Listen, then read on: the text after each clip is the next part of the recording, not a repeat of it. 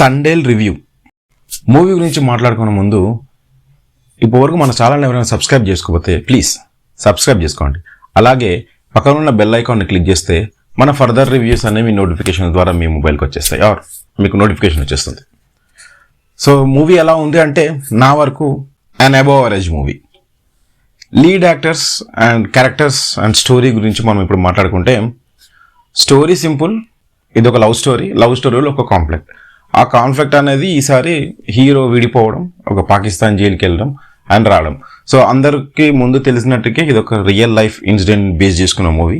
First హాఫ్లో love story బాగుంది, అంటే సూపర్ డూపర్ చాలా బాగుంది అని చెప్పలేం, కానీ ఇట్స్ ఓకే, పాసిబుల్. అంటే లవ్ స్టోరీ బాగానే ఉంది. 3 పాటలు బాగున్నాయి అండ్ ఇంటర్వెల్ బ్యాంక్ వచ్చేసరికి ఒక కాన్ఫ్లిక్ట్ వస్తుంది. ఈ కాన్ఫ్లిక్ట్ తర్వాత సినిమా డ్రాస్టికల్లీ చాలా బాగా పడిపోతుంది మూవీ.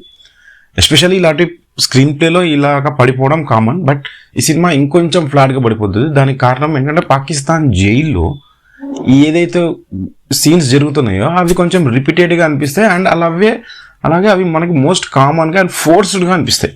అంటే ఇంతే కదా, ఇంతకంటే ఇంకేం చెప్పగలుగుతాం, పాకిస్తాన్ జైల్లో ఇంకేం జరుగుతుంది అన్నదానికి కొంచెం ఇదే జరుగుతుంది. కాకపోతే అంటే లాస్ట్ 20 minutes మూవీ మళ్ళీ ఊపందుకొని హై అవుతుంది and especially climax and pre climax are very good. So బయటికి వచ్చినప్పుడు మనకి పర్లేదు, బాగుంది అనిపిస్తుంది మూవీ. సో నా ఒపీనియన్కి వస్తే ఫస్ట్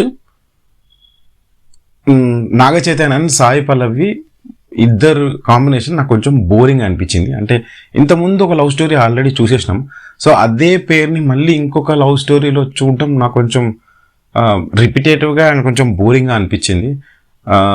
ఎస్పెషల్లీ సాయి పల్లవి గారిని చూస్తే వై ఎవ్రీథింగ్ ఈజ్ సేమ్, అంటే ఆమె ప్రతి సినిమాలో ఒకేలాగా యాక్టింగ్ చేస్తారు. చాలా గ్రేట్ యాక్టర్సెస్ అందరూ అంటారు, కానీ I don't believe that. Because ఆమె హెయిర్ స్టైల్ మార్చారు, ఆమె మేకప్ మార్చారు, ఆమె డ్రెస్సింగ్స్ మార్చారు, ఆమె డ్యాన్స్ మార్చారు. సింపుల్గా అదే రిపీటెడ్గా అనిపిస్తుంది. ఈ సినిమాలో అయితే నాకు ఏదైతే కొంచెం బోరింగ్, అంటే ఫస్ట్ హాఫ్లో నాకైతే అబ్బా ఈ సీన్స్ చూడలేకపోతున్నాం బాబు అనిపించింది మాత్రం ఎస్పెషల్లీ సాయి పల్లవి గారిని. ఎందుకంటే మేబీ రిపీటెడ్గా నాగ చైతన్య గారితో మళ్ళీ అదే పేరు ఇంకొంచెం ఫ్రెష్ ఉంటే బాగుండేది అనిపించింది.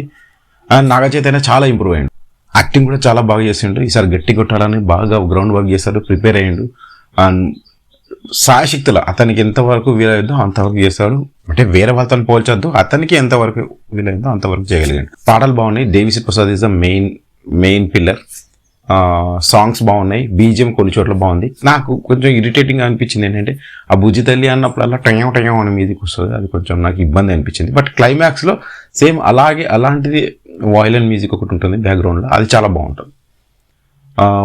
డైరెక్టర్ సినిమా బాగా చేసిండు, బట్ చిన్న మిస్టేక్స్, అంటే పేరుని సెలెక్ట్ చేసుకోవడంలో లవ్ స్టోరీ బాగానే రాసుకున్నాడు, కానీ జైల్లో సీక్వెన్సెస్ కొంచెం హార్ట్ హిట్టింగ్ రాసుకోదు, కొంచెం ఫోర్స్గా పెట్టి, అంటే ఫోర్స్ ఏం కాదు, అక్కడ అట్లనే ఉంటుంది. సో దాన్ని ఇంకెలా చూపించగలం అన్నది, కొత్తగా చూపించాలన్నది చూపించలేకపోయాడు, సేమ్ టు సేమ్ ఉంటుంది. అండ్ క్లైమాక్స్ బాగా చేయగలిగాడు.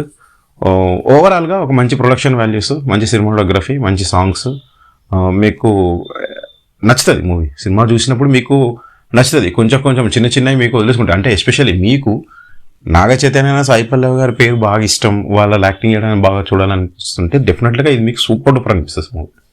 అండ్ చిన్నవి అంటే సెకండ్ హాఫ్లో వచ్చిన కొన్ని లోస్ కొంచెం తట్టుకోగలిగితే మూవీ ఓవరాల్గా మీకు నచ్చచ్చు. That's it guys. ఈ రివ్యూ కనుక మీకు నచ్చినట్టయితే లైక్ చేయండి, షేర్ చేయండి, కామెంట్ చేయండి అండ్ సబ్స్క్రైబ్ చేయడం మర్చిపోకండి. Thank you.